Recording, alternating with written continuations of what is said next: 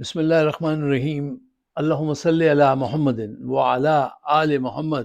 Welcome to the شو. مائی نیم از فائق اظہار حسین صدیقی. صاحبوں، عاصم منیر صاحب نے پاکستان کو ہر طرف سے پھنسا دیا ہے اور خود بھی اب ان کو محسوس ہونے لگا کہ واقعی وہ خود بھی پھنس گئے ہیں.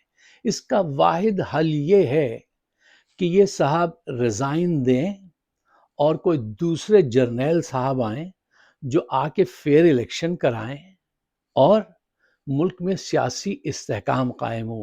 بغیر سیاسی استحکام کے ہر چیز بیکار ہے. اچھا، اسی پہ موضوع پہ آج بات کریں گے. شروع میں بعد میں بات کریں گے عمران خان کی رہائی کے لیے جو مہم چل رہی ہے اس پہ، کیونکہ آج یہ ذرا زیادہ توجہ کے قابل ہے. یہ بہت اہم بات ہے کیونکہ مارکو روبیو سے ملاقات ہوئی اسحاق ڈار کی، اور ہمارے فیلڈ مارشل جو ہیں، ناٹ فیلڈ مارشل جو ہیں عاصم منیر صاحب کی، چین کے وزیر خارجہ سے.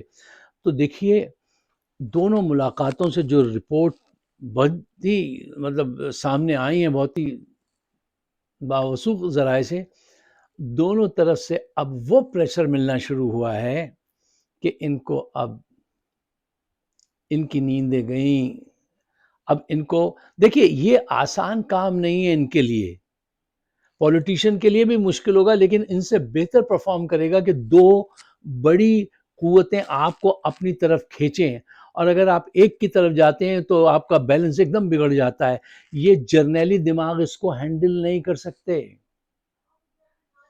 اور ان کے حصے میں یہ چیز آئی ہے اور یہ اس کو نہیں کر پائیں گے، اور پاکستان مزید تباہی کی گہرائیوں میں جاتا نظر آتا ہے.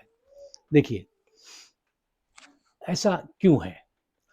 جب بڑی قوتیں ایک جرنیل سے ڈیل کرتی ہیں نا، تو وہ جانتے ہیں ساری پاور اس کے ہاتھ میں ہے، بس یہ ہاں کر دے تو ہاں ہے، اس سے کہو فوراً ہاں کر دے، اور اگر تم ہاں نہیں کرو گے تو ہم تمہارے نیچے سے کسی اور جرنیل کو لے آئیں گے. یہ تھریٹ ہر وقت رہتا ہے، ہر دور میں رہا ہے. جب آپ کے پاس ایک وزیر اعظم ہوتا ہے، واقعی سچی اسمبلی ہوتی ہے، سچا نمائندہ ہوتا ہے، تو وہ کہتا ہے کہ کوئی بھی بات ماننے سے پہلے کہ صاحب مجھے تو ہمارے ملک میں ڈیموکریسی ہے، ایوان میں جانا پڑے گا، اسمبلی میں جا کے میں رکھوں گا، پھر دیکھیے وہ اپوزیشن کیا کہتی ہے. وہ سالوں لگا دیتا ہے ایک بات ماننے میں. اچھا، چین کو بھی پتا ہے، امریکہ کو بھی پتا ہے کہ یہ جو اسمبلی ہے، موجودہ حکومت، یہ کوئی حکومت نہیں ہے، یہ صرف کرپٹ پپٹس ہیں جو انہوں نے رکھے ہوئے ہیں، اور وہ ان کے جوتا پالش کرتے ہیں. یہ ایک چھڑی دکھائیں گے اور وہ اپروول دے دیں گے. اگر ان کی جگہ عمران خان ہو تو سوچیں گے کہ نہیں بھائی، اس کو تو واقعی اسمبلی میں جانا پڑے گا، اس کی اپنی ایک عزت ہے، ایک مقام ہے، اور وہاں سے اپروول لینی پڑے گی، اور اس میں برسوں لوگ ٹال دیتے ہیں آپ کے حکم کو. لیکن جب جرنیل ہوتا ہے تو جرنیل حکم کو نہیں ٹال سکتا. جرنیل کی نیچر ہی اس قسم کی ہوتی ہے، یس نو، ٹرن رائٹ، ٹرن لیفٹ، یہ ہوتا ہے، اور دوسرے بھی اس کو یہ ٹرن رائٹ ٹرن لیفٹ کراتے ہیں. ایک سویلین کے ساتھ آپ ایسا آسانی سے نہیں کر سکتے. یہ بیسک وجہ اپنے ذہن میں رکھیے گا. اچھا، اب آپ یہ دیکھیے کہ یہ عاصم منیر صاحب جو ہیں یہ پھنس گئے ہیں. اس کی وجہ یہ، ان کی قسمت ہی کچھ ایسے ہے کہ ان کی قسمت ایک دم نیچے سے ایک دم اوپر چلی جاتی ہے، بال جیسے ہوتی ہے نا نیچے کے اوپر، لیکن اوپر بہت کم عرصے رہتی ہے ان کی قسمت، پھر فڑم دھڑام سے نیچے آ جاتی ہے. زیادہ دیر ان کی قسمت ساتھ نہیں دیتی ہے اوپر لے جانے میں، لیکن زیادہ تر یہ اسٹیب ان کی کچھ قسمت نصیب ایسے ہی نظر آتے ہیں. اچھا دیکھیے، عاصم منیر صاحب کو میں ان کے خاص کر کے دوستوں کو جو ہمارا پروگرام دیکھتے ہیں، میں ان سے کہوں گا یہ آپ ویڈیو ان کو ضرور پیش کیجیے گا کہ دیکھیے، آپ کا دور، آج جو دنیا ہے، یہ ایوب خان کے دور سے مختلف ہے، ضیاء کے دور سے مختلف ہے، مشرف کے دور سے مختلف ہے. کیوں؟ اب یہ لمبی باتیں ہیں کہ کمیونیکیشن کا انقلاب آ چکا ہے، لوگوں کا شعور اتنا اجاگر ہو چکا ہے. آج ان کے پاس اس دور میں بیانیہ بنانے کے لیے حالات مل جاتے تھے ان کو. سیاستدانوں کی کمزوریاں، بے وفائیاں، کرپشن، اپنی کرپشن چھپا لیتے تھے جرنیل ساری، ان کی کرپشن کو اجاگر کر کے بیانیہ بنانے میں کامیاب ہو جاتے تھے. آج عاصم منیر کس کے خلاف بیانیاں بنائیں گے؟ ان کے پاس کوئی بیانیاں نہیں ہیں، حالات بالکل مختلف ہو چکے ہیں۔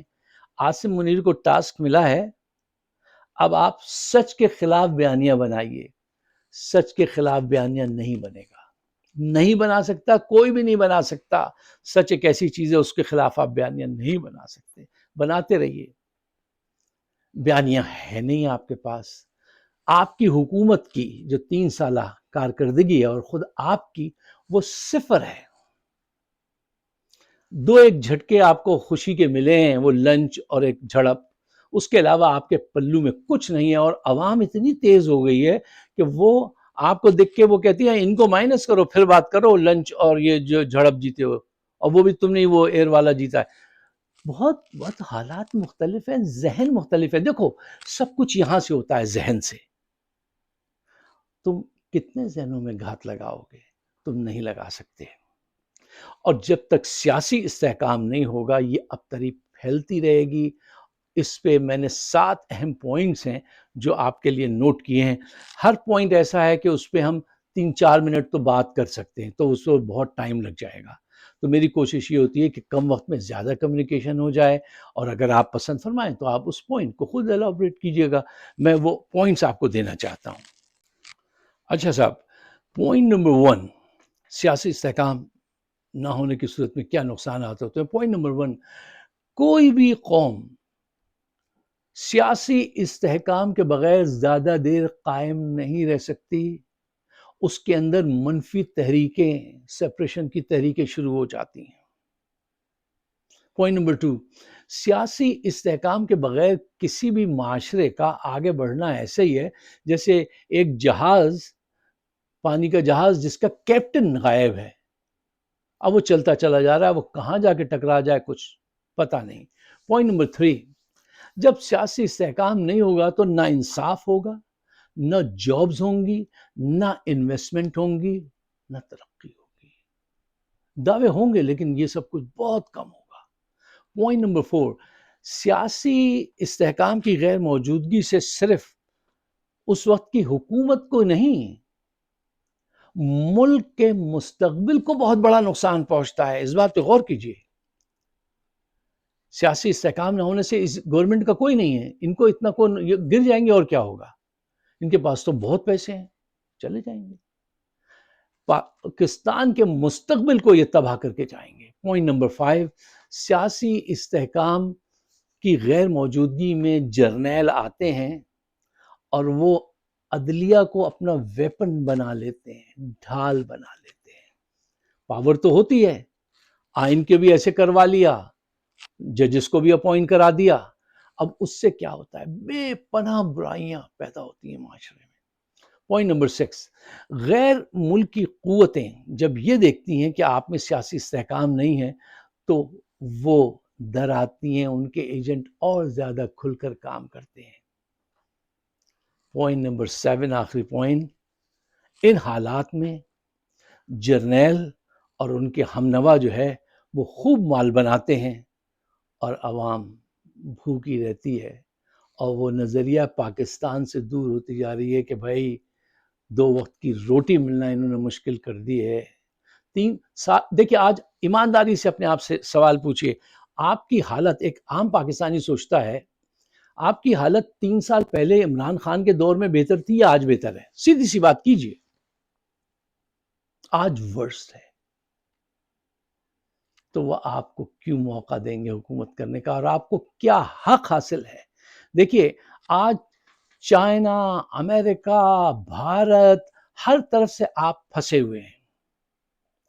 آپ کا مورلی آپ فنش ہو چکے ہیں۔ آپ کی یہ حالت ہو گئی ہے کہ آپ کی حکومت فلسطین کے حق میں نعرے لگانے والوں کو ڈنڈے مارتی ہے۔ ایسا بے بس تو نہ ایوب خان تک کوئی نہیں تھا جتنے بے بس یہ ہیں، اور جتنی چاہت ان میں اقتدار پہ قابض رہنے کی اس وقت ہے نا، ایسے کسی جرنیل میں نہیں تھی۔ توبہ ہے توبہ، ملک ڈوب رہا ہے، یہ دیکھ رہے ہیں۔ یہ 7 اہم پوائنٹس ہیں، ان کو آپ پیش نظر رکھیے، ساتھیوں سے بھی ڈسکس کیجیے۔ اچھا صاحب، میرے پاس رہ گئے 5 منٹ۔ اچھا دیکھیے، میں ذکر کرنا چاہتا ہوں بلوچستان سے آئی ہوئی ان ماں بہن بیٹیوں کی کہ جنہوں نے اسلام آباد میں ڈیرے ڈالے ہیں. وہ آئی ہیں ٹوٹی ہوئی چپلیں پہن کر بھائیوں کو ڈھونڈنے، یہ کہنے، یہ رونے آئی ہیں کہ بھائی اگر تم نے ہمارے بھائیوں کو اغوا کر لیا ہے، مار دیا ہے تو بھی بتا دو، نہیں مارا ہے تو واپس کر دو. وہ یہ احتجاج کرتی ہیں اسلام آباد آ کر. یہاں پہ ان بہنوں سے مجھے ایک بات کہنی ہے کہ دیکھو میری بہنوں، تمہارے حق میں پورا پاکستان کھڑا ہوگا. آج وہ گئی تھی ملنے علیمہ خان اور ان کی بہنیں، ان بہنوں بلوچستان سے آئی ہوئی بہنوں سے ملنے. وہ بہت خوش ہوئی ان سے مل کے، لیکن انہوں نے جو شکوہ کیا وہ بالکل بجا کیا. انہوں نے کہا جب آپ لوگ اپوزیشن میں جو بھی ہوتا ہے وہ ہماری بات سنتا ہے اور ہماری مدد کو کہتا ہے، جب اس کی حکومت بنتی ہے تو پھر وہ جرنیلوں کے نیچے چلا جاتا ہے اور پھر ہم سے مکر جاتا ہے. یہ پی ٹی آئی نے بھی کیا. دیکھو اپنی غلطی کو مانیے. جھوٹ اور مکر فریب سے ذہانت نہیں ملتی، بربادی ملتی ہے. انشاءاللہ اب اگر پی ٹی آئی کی حکومت آئی تو ہم ایسا نہیں ہونے دیں گے. لیکن ایک بات ان بہنوں سے کہنا چاہتا ہوں کہ یہ پیغام بلوچستان میں ہر گھر میں پہنچاؤ. دیکھو اسلام آباد پنڈی کے لوگ آپ کے لیے کھانے پکا کے لاتے ہیں، آپ سے پیار کرتے ہیں، اور آپ کے وہاں پنجابی ورکرز کو بس سے اتار کے گولی مار دیتے ہیں. یہ انصاف نہیں ہے. کیوں؟ پاکستان کے عوام، پنجاب کے عوام آپ کے سے محبت کرتے ہیں. یہ آئی ایس آئی ہے، یہ جرنیل ہیں جو آپ کے خلاف ایکشن لیتے ہیں. عام آدمی ایسا نہیں ہے. تو برائے مہربانی جو ہمارے پنجابی بھائی وہاں جاتے ہیں ان کو اتار کے ان کو قتل کرنا یہ بہادری بھی نہیں ہے اور انصاف بھی نہیں ہے. اس بات کو ہمیں ضرور آگے بڑھانا چاہیے. آخری بات دیکھیے، قاسم اور سلمان جو ہے ان کا یہ بات تو کنفرم ہو گئی ہے کہ وہ آنے والے ہیں. اس ایک چیز سے تمہیں اتنا بڑا کک سٹارٹ مل سکتا ہے. میری ایک بات مان لو، ان کو لاہور لینڈ کراؤ اور اتنا شاندار، اتنا بڑا استقبال کرو کہ وہ استقبال ہی رہائی کی باعث بن جائے گا. وہ استقبال اتنا بڑا ہونا چاہیے، اتنا شاندار ہونا چاہیے کہ اس کی خبر پوری دنیا میں ہو اور اس کی صدائیں جو ہیں وہ اڈیالہ کی دیواروں سے جا کے ٹکرائیں. صرف اتنا کام تم کر لو. یہ بدنصیب جو ہے نا، یہ جو لیڈر قیادت جو آج کی، اس سے کہو صرف اتنا ہی کام تم کر لو. جب وہ بچے آئیں ایئرپورٹ پہ، پورا لاہور، پورا پاکستان پہنچ جائے. اگر پورا پاکستان وہاں پہنچ جائے تو سمجھ جانا آج ڈکٹیٹر کی وکٹیں اڑا کے تم نے پھینک دی، اور پھینک دو گے انشاءاللہ. لیکن اس کے لیے کام آج سے کرو، کل نہیں، اس لمحے سے کام کرو. میں نے ایک کام کل سے شروع کیا ہوا ہے کہ لوگوں کو آپ موٹیویٹ کریں اور آگے لائیں. میں کہتا ہوں نا، power peaceful means, but powerful طریقے سے. پیسفل مینز اختیار کرو لیکن اس کا پاورفل طریقے سے، اس کا کچھ نتیجہ نکلے نا. مطلب کیا پیسفلی آپ جا کے یوں کھڑے ہو گئے اور کچھ رزلٹ نہ نکلے. یہ میرا آپ سے پیغام ہے، گزارش ہے. اگر میرے خیالات آپ سے ملتے ہیں تو برائے مہربانی ان کو شیئر ضرور کیجیے گا، ڈسکس کیجیے گا، ہمارے چینل کو سبسکرائب کیجیے گا. آپ سب کا بہت بہت شکریہ.